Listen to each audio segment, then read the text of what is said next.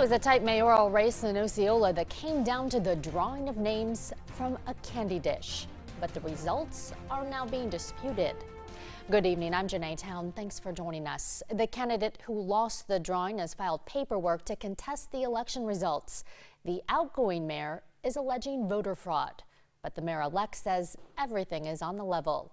WHO 13's Zach Fisher is following the story. Zach, what are these two sides telling you? Janae, it's kind of confusing, isn't it? We're going to recap it for you. On election day in Osceola, the mayor election, it ended with Matt Stoll winning that seat, but then a recount was needed, finding that one more vote that counted for the current incumbent mayor, Thomas Kedley.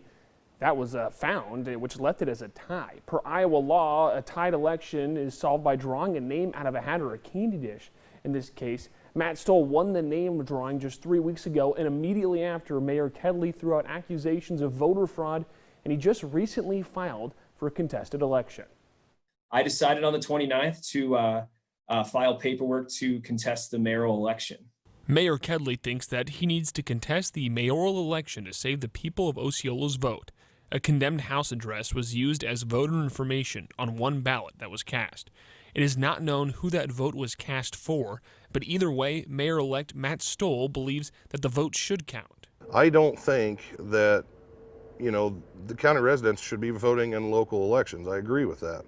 But to define him as a county resident is tough. He declared his homestead in town. He lives out in the country most of the time, but by law, he voted legally.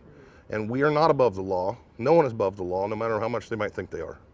The reason Kedley believes he needs to contest the election is because he does not think that there was a clear winner. At the end of the day, it was not a fair election, and there is no sincere, clear winner. Sure, we followed the lot draw. Sure, you were drawn out of a hat, but that wouldn't have even been a situation if the voter fraud wouldn't have happened, because someone would have won by one vote. As current plans go, Mayor-elect Stoll plans to be taking office on January 1st unless he is advised otherwise. I want to serve, I want to fix, and I want Osceola to thrive.